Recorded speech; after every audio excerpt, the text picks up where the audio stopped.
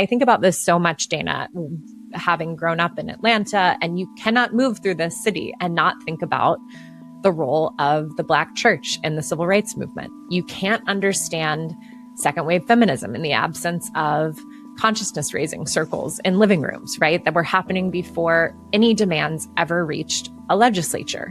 You can't understand abolitionism in the absence of Quaker meeting houses. And where have these spaces been in the environmental movement, in the climate movement? We are so able to give each other what we need in this time. We just have to do it.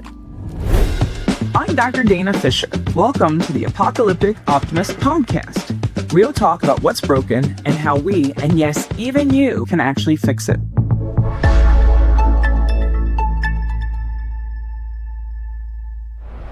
Today I'm speaking with Katharine Wilkinson, best-selling climate writer and teacher who Time magazine named one of 15 women who will save the world.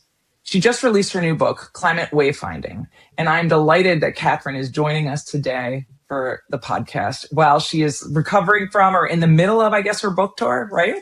Thank you for coming on the program. Thank you so much for having me, Dana. It's really nice to see you. And I feel like, happily we can celebrate that there are many, many, many more than 15 women who are trying to save the world. That's for damn sure. Yep. For sure. Yeah. So today we're going to talk about how we keep going in the current moment, especially when many people were feeling like they were in this process of climate optimism during the Biden administration. And we're now having to deal with this transition to what, some people might call climate apocalypse under the Trump administration. And your book provides this guide in a lot of ways for that. So I thought we would start by talking about climate wayfinding. It presents a path forward to help readers navigate, and these are words from you, from ache to action and doubt to possibility. So can you tell us about what motivated you to write the book? Yeah, and maybe it's interesting because this book kind of, and the work that sits behind it actually cuts across those what we might call high watermark years for the climate movement, and now this bottoming out that many of us are experiencing and grappling with. So so maybe the first thing I'll just name is that the need for this work has been true no matter where we are on the ups and downs of climate. But climate wayfinding it's sort of an unusual book, certainly in my bookmaking experience, in that it has lived in the world as a program for the last 4 years.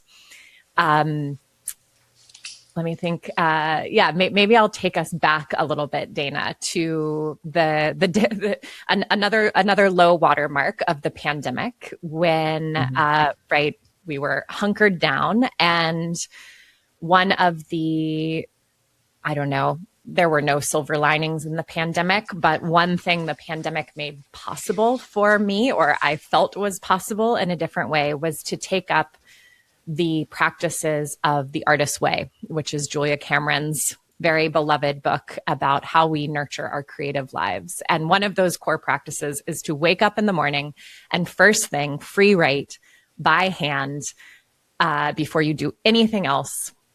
3 pages on a legal pad, just scribbling whatever wants to come first thing in the morning. And I found myself— Is that before coffee? Is that what you're saying? Before coffee or with coffee? Maybe it depends how involved your coffee making process is. Because I can't even imagine before coffee. Yeah. Okay. So go ahead.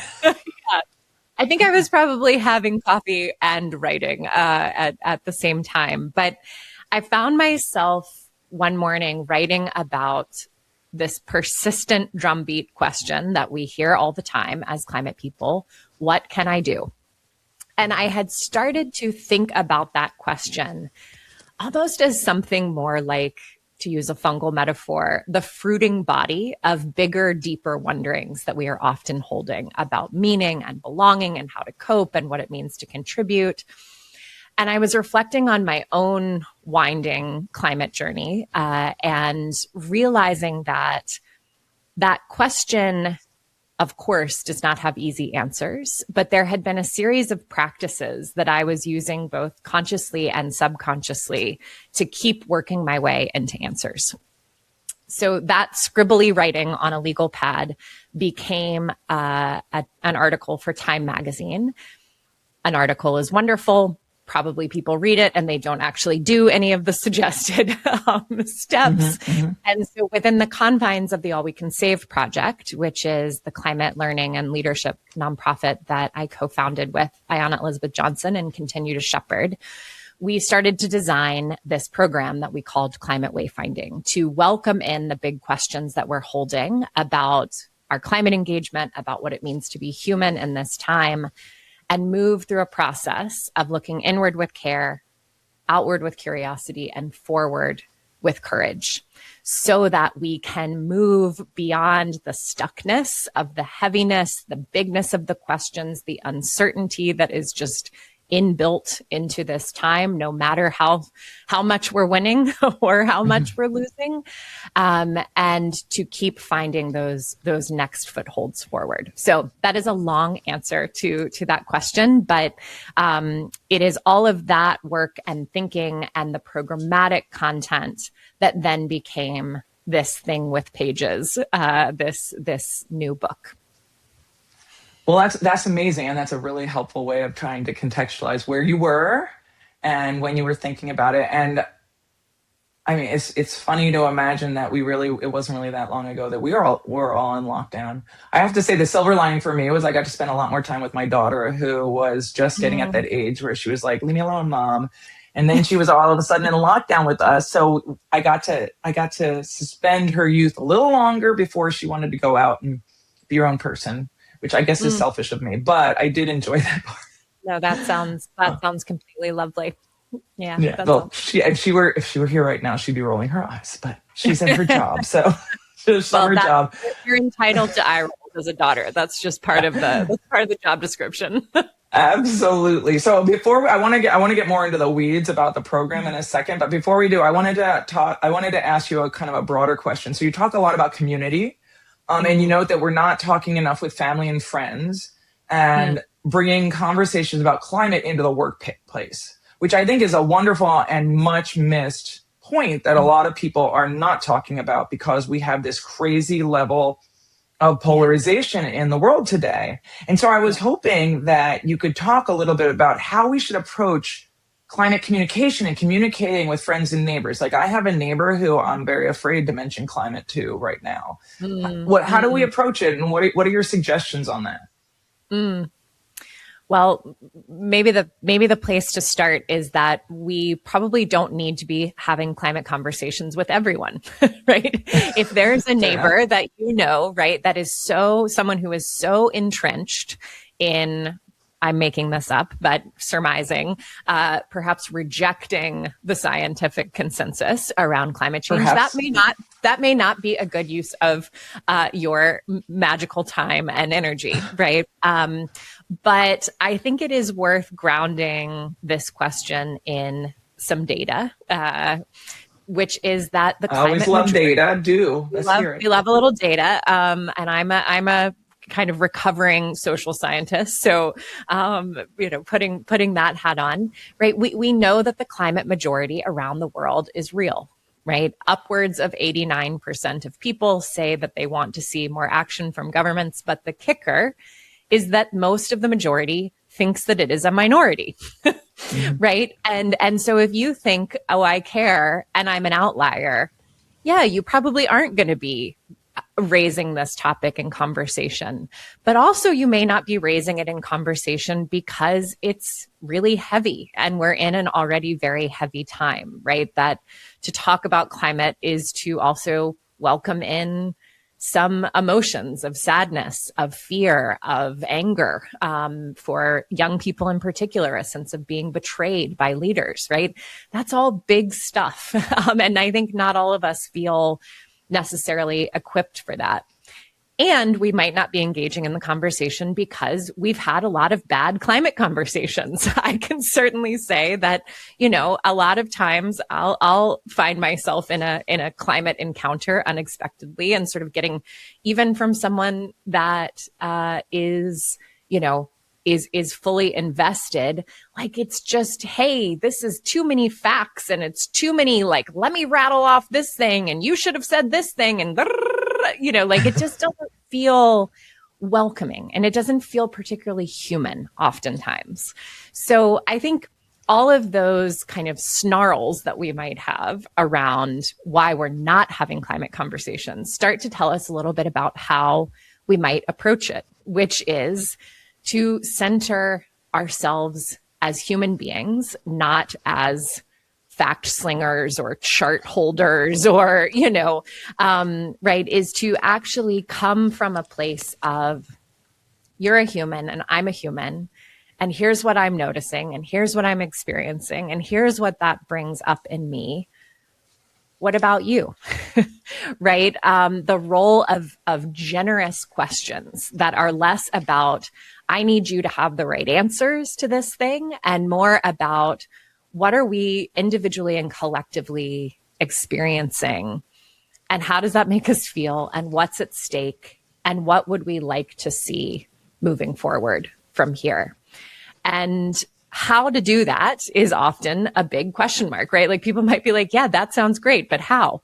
And I think having some kind of generous structure for climate conversations that feel more human, more heart forward, is really helpful. And so that is what I did when the All We Can Save anthology came out, and I designed All We Can Save circles, which amazingly are still happening. People are still signing up to lead those almost 6 years later.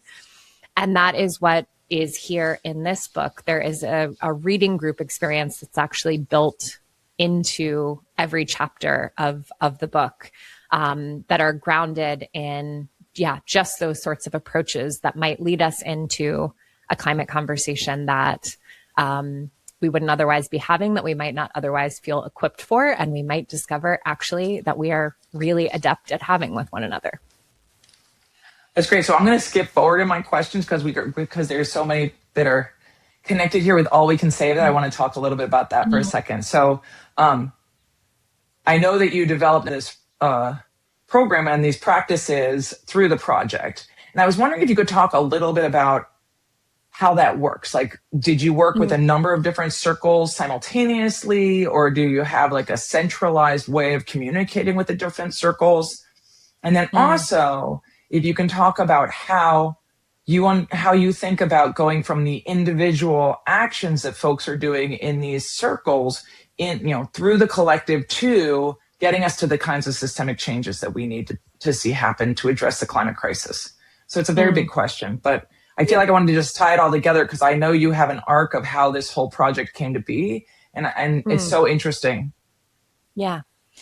Well, I'll speak first to the All We Can Save circles, which we released into the world as, just an open source, self-led experience. I cooked up the idea after that book was well on its way to publication. So they don't live inside the book. They just, the materials for that live on the All We Can Save project website. And it was in many ways an experiment, right? We didn't know if anyone would take them up, where they would take them up, how they would take them up, and what the outcomes would be. And so we've learned a lot in the last 6 years. And they've happened everywhere from like high school eco clubs to groups of C-suite executives and kind of everything in between. They've happened in some 50 countries, and they have spilled over in lots of ways we will never know about because they're open source, because our ability to gather data was very dependent on people being willing to share, and they could access the content without ever telling us that they were going to be doing a circle. So there may be more than 2,500 that we don't know about.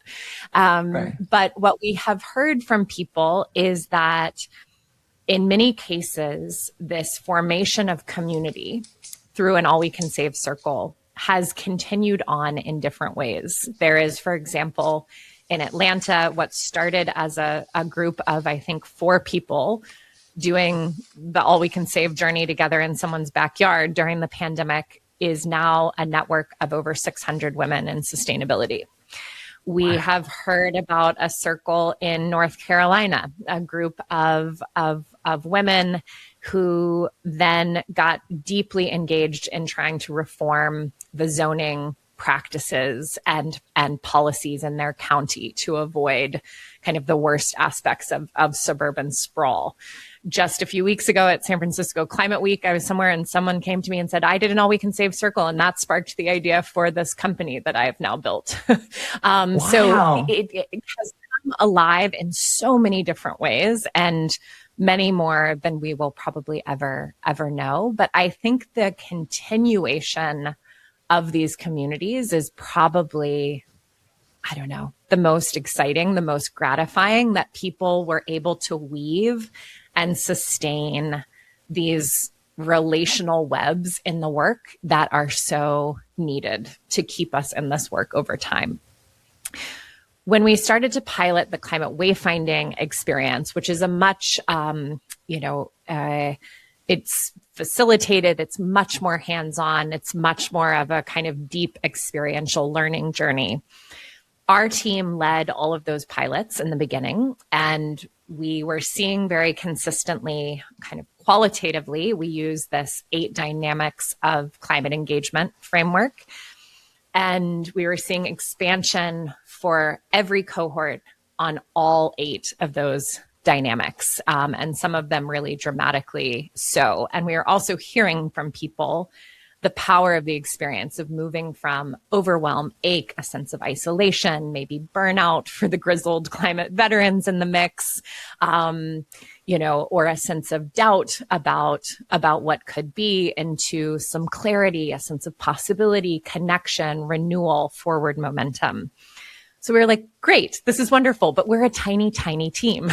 We are just a smidgen of a nonprofit. And so to begin thinking about what climate wayfinding could do and be at any kind of meaningful scale, we needed to figure out how to put it in other people's hands. And over the last couple of years, we have trained almost 100 facilitators from 75 colleges and universities across the US and Canada. We have another 100 folks who are going to train with us in August, many of them in higher ed, but also cultural institutions like the Monterey Bay Aquarium, other leadership programs, community organizations, all folks who are educators, formally or informally, hold space, build community, and are thinking about what we might call like the more human infrastructure of the climate movement. That, we could maybe talk more about this, Dana, but I think has such an important relationship to sort of the big moments of social change that we're all working towards. But it's small, it's quiet, it's often invisible, and it is often overlooked. So,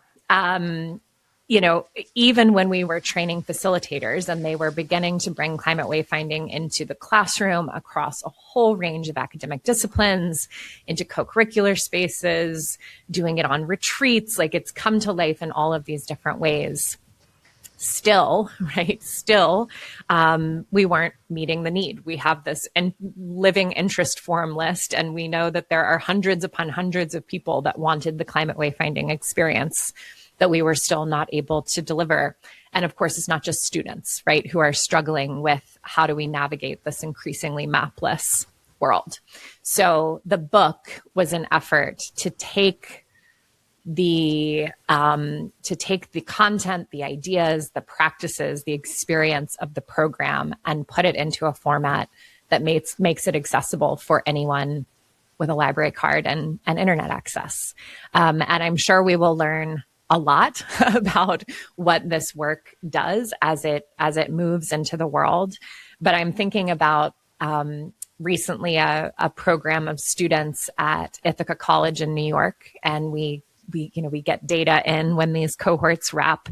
And one of the students said, I think I learned more about climate change in this 3-day retreat than I have in 3 years. Oof.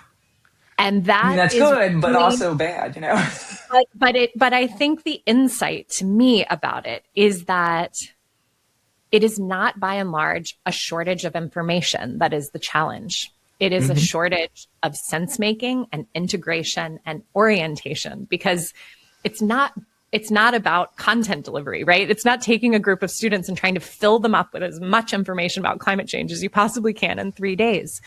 But it's an invitation to do that integrating between what have I learned about the problem, about solutions, with who I am and what my emotional experience of this is, what my talents are, what my gifts are, and what this might mean in my unique context and community. And getting to sort of weave and quilt those pieces together, I think helps us go from, I don't know enough to take action, or I'm too small, or I don't have anything to offer, to actually, I'm part of this bigger web and I have a place here and I belong. I'm going to have to put my social scientist hat on for a moment here, because this story is so exciting. And just to ask you if you had the opportunity to do any follow-up longer term to track, what are the paths that people are taking, and if you can see where the paths are going. And if you do have that, I would love to hear about it. Well, I'll say we would love to do more of that. The approach that we have done to date is to do some deeper dives with participants in the early cohorts, and also with our facilitators, who are not just facilitating climate wayfinding. There are ways in which their approach to climate education kind of evolves in all sorts of different ways beyond this program specifically. And we have written some of those up as stories on our website, which is climatewayfinding.earth. And I would say there's a range of things that have been true for people. Often there is a sense of like a very profound but very qualitative shift that one of the facilitators herself described as turning her grief into love, her anxiety into hope, and her rage into joy. And so then that ends up showing up, right, in all of these different ways, where on the surface level, well, she's still a professor. She still teaches at the intersection of climate and psychology. But qualitatively, how she's doing that, right, has really shifted. There are other people who have come in thinking, maybe there's a role for me in climate, but probably not. And I think about, for example, a dance professor who came to our first higher ed pilot cohort. And when we got into the content around leverage points for systems change and the role of shifting culture and narratives and paradigms, like her light bulb went off, and it's like, oh, well, that's actually, dance goes from something adjacent to something really essential, right? And then that opened up kind of a whole interesting path for her. I think also about another pilot cohort participant who had spent his professional career in political organizing and strategy, often working at a municipal level, had not done anything on climate, and ended up, had mostly worked on education, and ended up getting deeply engaged in gas bans and passing policy at the city level to prevent gas infrastructure in new buildings. So these are just like a handful of examples, but we would be, I think, super stoked to do more of that kind of longitudinal look over time. And we're still pretty nascent, so I think there's still a lot to learn. I really encourage you and hope you'll be able to figure out ways to do this more long-term follow-up, because as somebody who's doing an evaluation around civic engagement, there's so much we can learn about people's wayfinding and also the paths that they take that I think will inform not just your work, but also just our understanding of climate action and how people are constructing lives around climate, engagement and activism, that I think will be really valuable. So I just would say that's so important. And then I was going to ask. I'll just add, if there are any funders out there who are listening to this, this is precisely the kind of thing that is hard to get funding for and not inexpensive to do. So, because I couldn't agree more. I think it's shocking. I think I write in the book actually that we know vastly more about how the climate system works than we do about the contours and the participants in the climate movement. Oh, like, yeah. And I mean, the whole social side, period, but absolutely around the climate movement. You know, I mean, you and I have had these conversations before, but absolutely. I mean, and actually this leads me to another question I had, which is about thinking, you know, so you talk about how people can work from climate ache to climate action. And I just want to talk, you've mentioned the climate movement a number of times here. And I was wondering if you could tell us a little bit about how the program helps people find their place in the climate movement. Because I think one of the things that is so difficult, especially in this period of what, you know, my people call climate movement abeyance, which is this period where people are feeling so isolated and afraid and overwhelmed by what we're seeing politically across the country around a whole bunch of issues that people have withdrawn in many ways or redirected. So I'm just wondering if you can talk a little bit about how this wayfinding process can help people with that. Yeah, I think we're facing two challenges, right? One is that big challenge of getting people to step off the sidelines and into engagement. And then the other is keeping people engaged over time, right? And there's, it's no surprise that people are burning out and bowing out. It is a lot to show up for an existential crisis day in and day out over years, right? Especially when it feels like all of the powers that be are working against you, right? Sort of shoving the boulder back down the hill, and you're getting flattened by it, right? Like that's where we are. Yeah. And it's been, you know, sort of an interesting and heartbreaking pulse taking for me these last few weeks of book tour of kind of how are we doing as a community? How are we doing as a movement? And I'll just give one example. I went to Living Future, which is this wonderful annual conference of what I think of as kind of like the bleeding edge of the green building space, folks who are really thinking about, you know, how do we truly transform the built environment, which is such a big source of our emissions from both energy, materials, right? And of course has such a big impact on our lives. I gave a keynote and then I ran a workshop, and I thought the workshop was going to be very kind of like, how can you use climate wayfinding in an organization to build culture and cultivate leadership? And what I found pretty quickly in that room was that people needed to hold hands and sing and cry. And so that is what we did, right? That's part of the role of a facilitator, is sort of where does this room in this moment need to go? And we kind of wove that together in real time. And I think that's so telling. I mean, we were in a bloody conference room in the Sheraton Hotel in Seattle, right? This is not like a woo space, but that is where people are, right? It's like, yes, let's talk about embodied carbon, but also we are embodied carbon. And this is a totally heartbreaking time. There have been people with tears streaming down their cheeks in the book signing lines.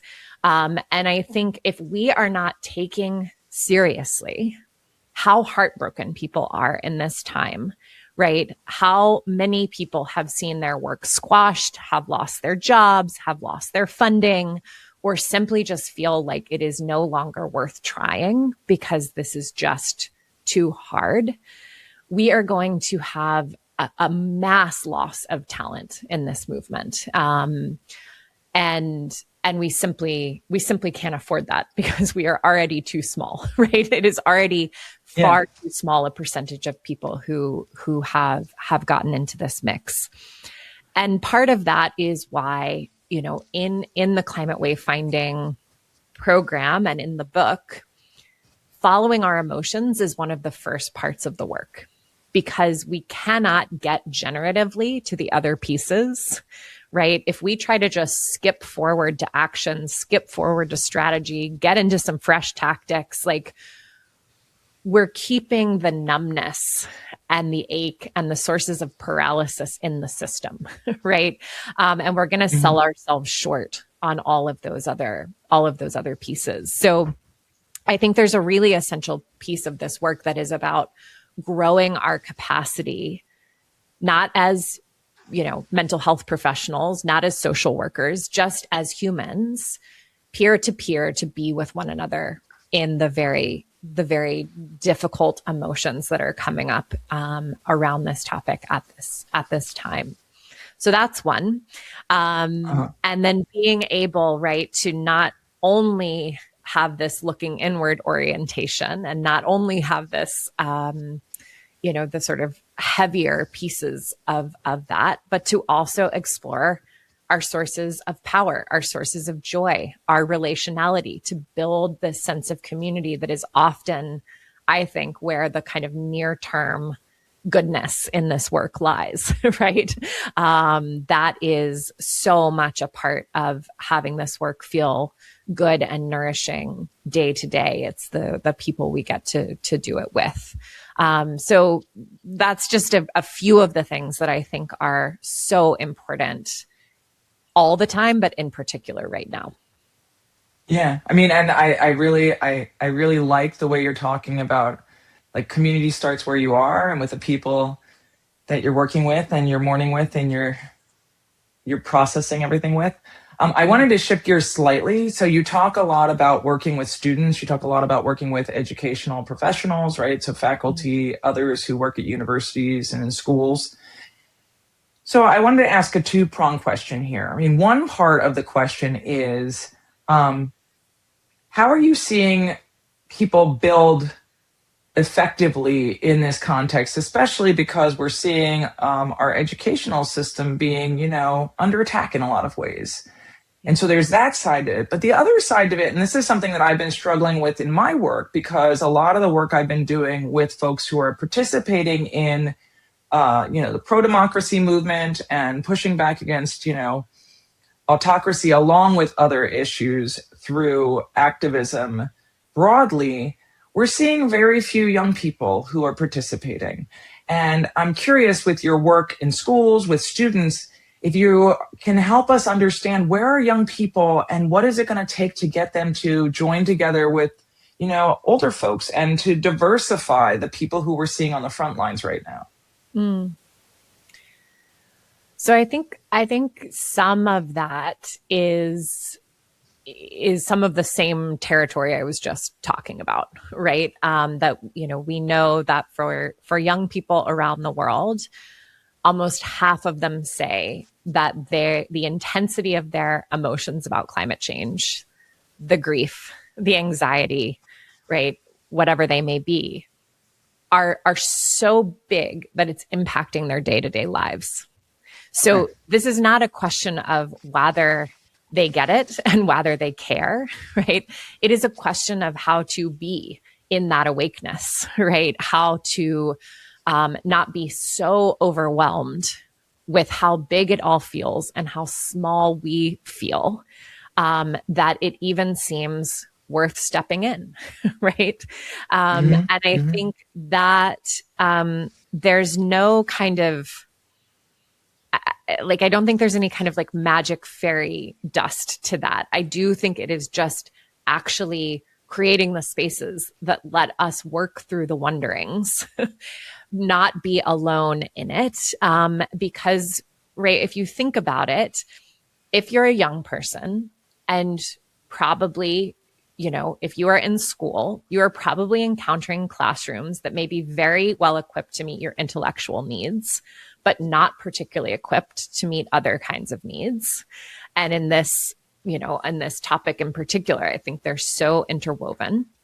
And if you can't get this kind of support in the classroom, where are you going to find it, right? Fewer and fewer people belong to a house of worship. Even if they do, they're probably not very equipped for this either, right? There's just this sort of dearth of shared spaces and kind of containers to bring any of this conversation forward, right? And it's just too much to try to figure it out on our own. Or we may show up in activist organizing spaces and it's all about the strategy and the tactics. And there's just also not good kind of equipment for this more human side. And I think about this so much, Dana, having grown up in Atlanta, and you cannot move through this city and not think about the role of the Black church in the civil rights movement. You can't understand second wave feminism in the absence of consciousness raising circles in living rooms, right? That were happening before any demands ever reached a legislature. You can't understand abolitionism in the absence of Quaker meeting houses. And where have these spaces been in the environmental movement, in the climate movement? I found very few of them. That's a good question. Right? I mean, mostly right. I was going to kind of climate adjacent spaces to try to sort of meet the needs of the human spirit and my own heart. And I think that's just fundamentally bad strategy for a social movement. And I think classrooms absolutely can become these kinds of spaces. They have been for other movements. They can be for our movement, and many of them already are. But I think we can do much more of that. And I think we can cultivate these kinds of spaces, you know, far beyond the bounds of education. And some of that is largely hypothesis at this point with climate wayfinding. But I hope it is very much what we see. And certainly I think All We Can Save circles were an example of kind of tending that kind of infrastructure right where we are, right? That you know, that it is something all of us are capable of. We are so able to give each other what we need in this time. We just have to do it. Oh, that's really beautiful. I mean, I was just thinking as you were talking about the ways that that this could scale, and I was wondering if, you know, you've talked about how people can go spontaneously. I've been on the website. It's beautiful, by the way. And there are all these resources there. And so what I was wondering about is, do you have a vision for scaling it? And in like, if I said to you, what's your dream for that vision? How would it work? Well, that's a really fun invitation. Thank you for that, Dana. Tell us. Yeah. So I would love to see, kind of as one layer of that, I would love to see sort of the terrain of climate education evolve along these dimensions, right? And I think if it does, you know, these are already community hubs, right? These are already places where not just students come, but community members of all ages come, that they really could be sort of hubs for this. I would love to see other existing hubs or kind of nexus points in our community webs come to hold this kind of work. That could be faith institutions, it could be libraries, it could be community centers, right?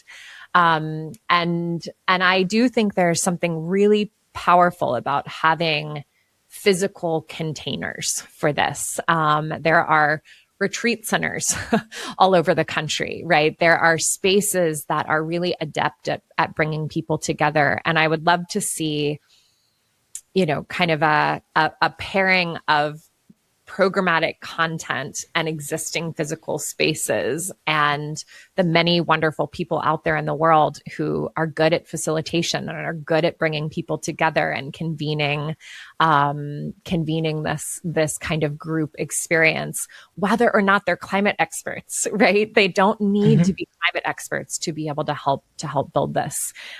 So when I kind of hold a vision in my mind, I write in the book that we are each a node of possibility for healing the climate crisis. I have a question about that one. Tell us about being node of possibility, please.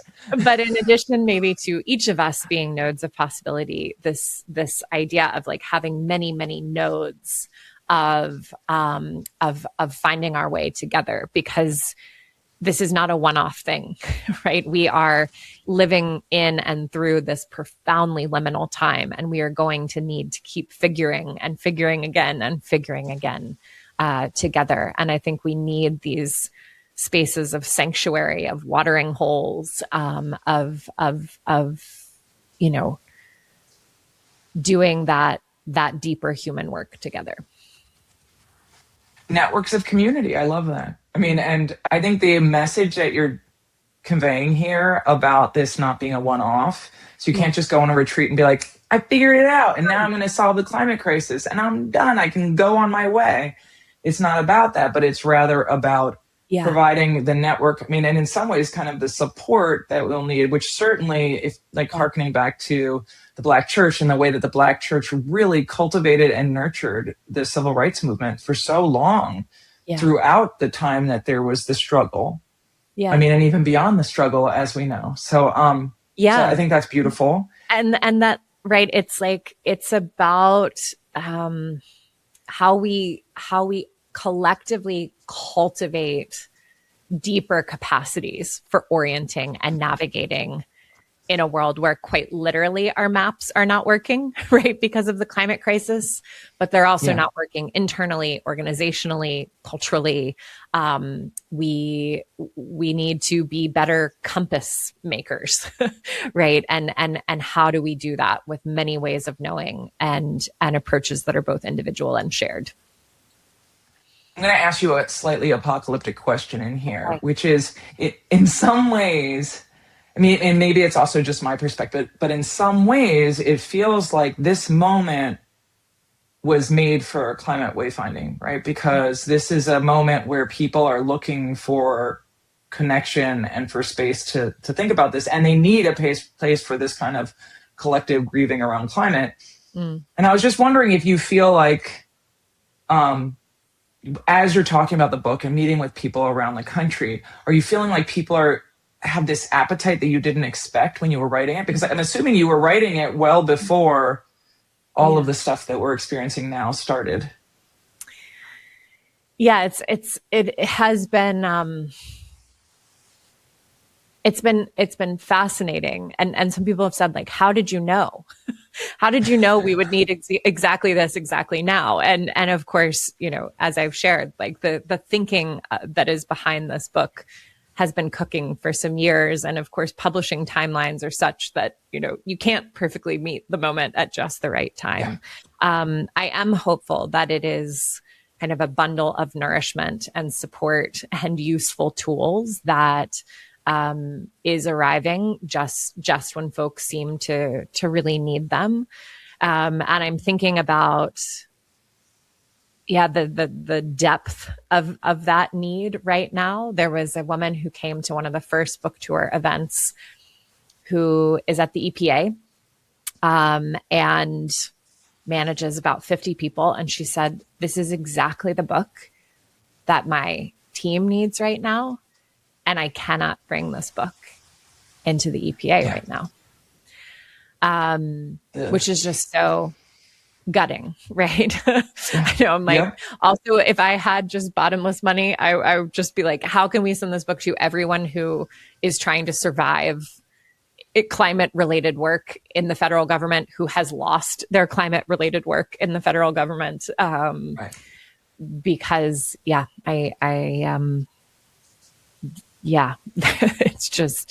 it's so big, it's so deep. And even if we have another remarkable political opening, even if we manage to have some big wins, we will still need this because there is so much difficulty that is already baked into the system, right? Because we are going to be figuring out how to cope, even as we figure out how to curb the sources of the challenge. And like, there's going to be crossroads upon crossroads upon crossroads in the years ahead. And I wish it were otherwise. And that is just simply not the reality of our time. Absolutely. So I'm going to shift gears a little bit, because I know we're running out of time here, to just say, so you have spent a lot of your time as basically, I mean, I would say, so you have a podcast. I think of you as a climate storyteller in some ways. And I was wondering if you could talk a little bit about, given what you know and your experience with climate storytelling, is there something that you feel like climate storytellers are getting wrong, even though they don't mean to, but even the well-intentioned ones? Is there a lesson out of climate wayfinding that can help with telling the stories better and communicating the climate crisis better? I love this question.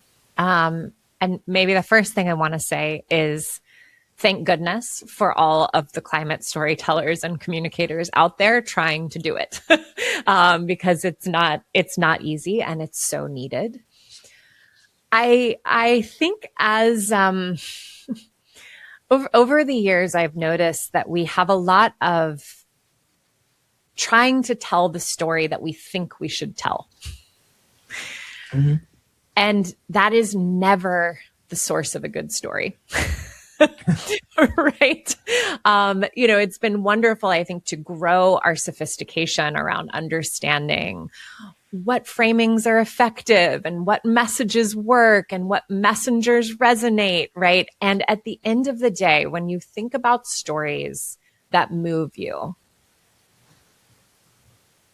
they are coming from a different and deeper place than that. And so I'm not saying we toss out those tools, right? But the stories have to come from a profoundly grounded, truthful, heart-based place, or they do just feel like tactics, right? Like there's so many things that I encounter that are sort of, niblets of climate comms that I'm just like, wow, that doesn't do it for me at all. And I'm like prime audience, right? And so I think that's one thing, is just like coming back to first principles of what good storytelling actually is. And the other is that I think we, maybe out of necessity sometimes, we overly reduce complexity, right? To make a story super clear. And I think about the lighting the way stories that are in this book. Each chapter kind of brings forward the path and the work and the wisdom of another climate leader. And they're zigzaggy, right? And they're filled with uncertainty, and they're filled with moments of dead ends and figuring out a different turn. And I think we need those kinds of stories that are, emblematic of wayfinding, right? That even the kind of luminaries in the space are also engaged in this kind of figuring. And I think if we don't hear those kinds of stories, it makes it feel like there are superheroes in climate and then there's everybody else, right? And that just could not be further from the truth, that in all of these cases, no fairy godmother came in and bopped someone on the head with a wand and said you're the one, right? They're just people who looked around in their given context, in their given community, with the skills they had, with the needs that they saw, and said, I'm willing to try. And I'm going to link arms with some others to try to do it. And I think those are the kinds of stories that we need, not of perfection, not of magical fixing, right? But what does it look like to try to love this species of ours, as difficult as it can be, and to love this chance of being alive on this extraordinary earth? Yeah, I mean, I think that really touches a nerve for me, because so in my path, I can think of two senior folks. They both happen to be men, but I am not at all making any claims about gender here, who I remember as I was coming up trying to find my way, both of them basically telling this story about their coming up. And in both cases, I remember particularly one of these senior people who was a senior mentor or faculty person when I was starting out, who was like, oh, well, I never got papers rejected. Oh, and telling this story of success. Oh, people would just give me money when I was looking for funding for projects.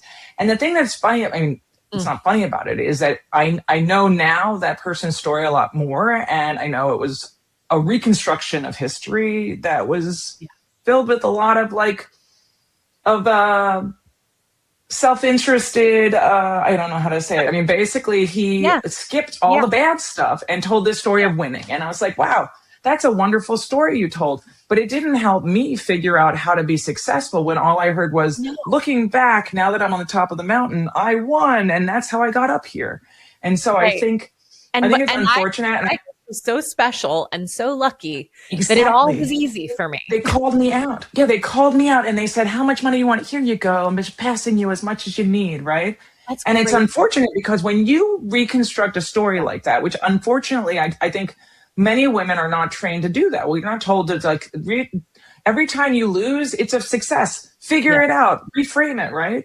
Yeah. So we don't learn how, I mean, we also are not taught that we should make stuff up. We are taught that we just like deal with it and move on.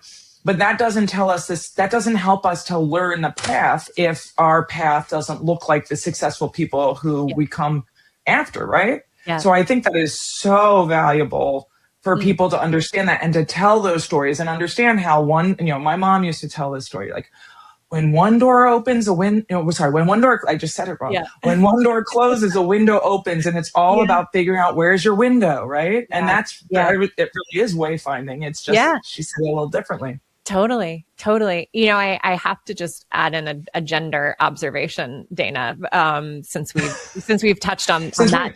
Since we've gone there, yes. Sorry, I went there. It has been fascinating to me in these book events, even when there's been a real gender mix in the audience, people who seem to be men walk out without the book. And the book signing lines are filled with people who seem to be women. And it has been so fascinating to me. And I thought, like, okay, is this about all we can save? Is about having done this book, that was a collection of writings by women. Like, where is this coming from? And I think there is something that, like, genuinely men think, I don't need what's in this book. I think they're told, and if you admit you need it, you're weak. Or here I am in this book signing line to get this book for my daughter. Oh. And I think just put her name in there. I may look at it first. Exactly. And I've been thinking about it as we've had this kind of renewed conversation in recent weeks around petromasculinity and, the problems of masculinity over there in the fossil fuel land, those bad people over there. And I'm like, we have such gender problems in this movement still that we are not all thinking about. We need multiple ways of knowing. We need our heads. We need our bodies. We need our hearts. We need collectives. Like, we need all of these dynamics. And I finally on Pub Day in New York, I just called it out. And I was like, if you're a man in this audience who thinks you don't need this book, I guarantee you there is someone you work with in this movement who needs you to need this book. Who will tell you need it, even if you think you don't. I mean, I think it's just an unfortunate case of, overwhelming hubris, which we see, and we've seen it time and time again in the climate movement. And I think also you're absolutely right. Particularly men of a certain age have been socialized, right? Sort of what they're comfortable with. And we see it also in who signs up to become a climate wayfinding facilitator, who applies to be a climate wayfinding facilitator. We have almost equal numbers of people who identify as men as people who identify as non-binary. That makes sense. Well, so that is reflected in the data that I have from Resistance 2.0. It is the exact same thing. And what I think is really interesting is the percentage of folks who identify as non-binary, the percentage of folks who identify as female keep going up, and those who identify as male go down as time goes on. And this is in comparison from Trump 1 to Trump 2, Resistance 1 to Resistance 2. Wow. I mean, we also see, I think in the climate movement, we're also seeing this shift towards more female leadership or female-oriented leadership. But I think, there's something there that we need to call out. And so I think it's great to think about it. And I think that the gendered part is part of the story in a lot of ways. So we don't want to ignore it and just be like, I think the fact that that's data, right? And that's evidence about maybe part of the problem there. And I think that message is great. If you don't think you need it, you probably need more than everybody else. You probably do. And I think we're in a shifting time, I think. And certainly I felt this in my own trajectory in climate, was like there was so much that I needed from this community, from this movement that I wasn't getting. And I think that has been true, particularly for a lot of women. Yeah, I mean, I think the thing that's unfortunate is we are consistently informed that the more, if we just replicate the leaders, but the leaders all, well, historically have come from one gender, and also I mean, I can think about it in my journey in academia and my journey around climate, is that we see the women then who are succeed and who are lauded are those who basically replicate these same styles, which is really harmful, I think, for the younger women particularly, but generally so as well. Yeah. So I know we're burning out of, oh, sorry, go ahead. My last note on this, but is like, if you have to show up and be someone that is not yourself, that is such bone deep exhaustion, right? when like you have to, the challenge itself is exhausting enough, right? Without having to like masquerade as someone that doesn't feel like you, on top of all of it. So yes. Yeah, absolutely. Well, so the last thing that we're doing in the podcast right now is we've been ending things with this. We're calling it a lightning round. Okay. Mm-hmm. So what I'm going to do in this lightning round is I'm going to list a bunch of issues, and you're going to tell me today if you are feeling apocalyptic or optimistic about these, and I'm going to just list them. So you just have to, it's just a word, right? And from a global perspective or an American perspective? You can do it either way, as Katharine Wilkinson. So your perspective on this, all right? Okay. Apocalyptic or optimistic? Or exactly. Okay. First one, climate action. Neutral? Okay. All right. Leadership in the climate movement.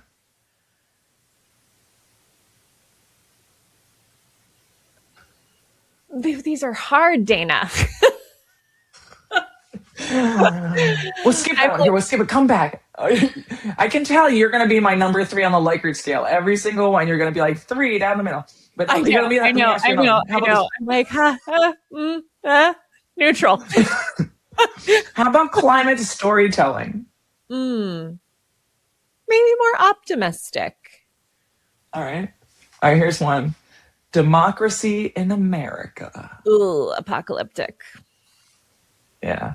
Cultural shift. Neutral.